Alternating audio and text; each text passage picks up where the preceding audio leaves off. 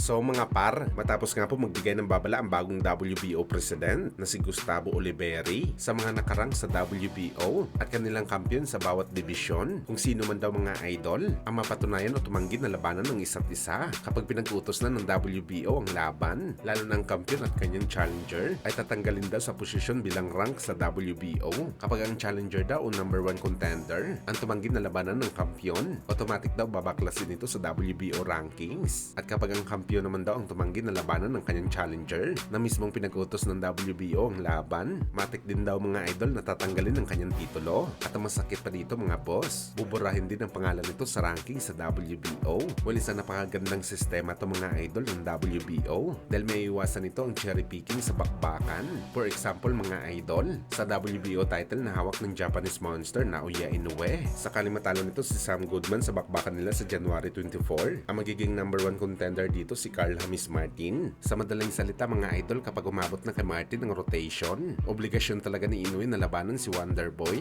Hindi ito makakatakas sa bakbakan kay Martin. Dalawa lang talagang pagpipilian dito mga idol ni Inoue.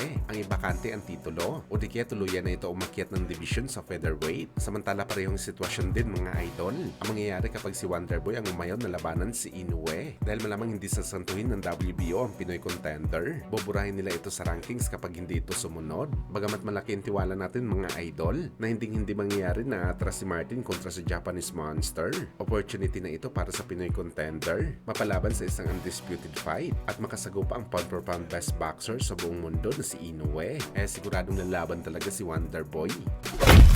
Sa kabilang banda naman mga idol, ayon kay Michael Benson, isang legit na boxing insider, sa source nito mga idol na si Dan Rafael, inaasahan daw mga idol nakikita ng $370 million ang American boxing legend na si Floyd Mayweather Jr. para sa kanyang unang laban sa Riyadh season ni Turki Al-Sheikh na posible gaganapin sa buwan ng April sa 2025. Well, sobrang napakalaking kita to mga idol para kay Floyd. $370 million para sa isang laban lamang. Halos ito ang kinita ni Floyd mga idol sa naging laban nito kay Manny Pacquiao noong 2015. Kaya ina-assume din natin mga boss na mapapalaban din si Floyd sa bigatin na kalaban. At wala tayo nakikitang big time na kalaban ni Floyd. Nakikita siya ng ganito sa laban, kundi ang laban lamang sa ating pambansang kamao, Manny Pacquiao. Hindi naman siguro tangik si Turki Al-Sheikh mga boss. Nabibigyan ito si Floyd ng $370 million sa isang laban lamang. At ang mga kalaban nito ang kagaya na level ng John Gotti III. Kaya malaki talagang chance mga boss na si Pacman talaga ang frontliner dito. Ang laban lang kasi ni Floyd kay Manny Pacquiao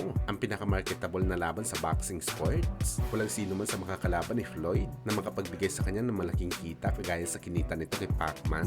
Kaya abangan natin to mga idol.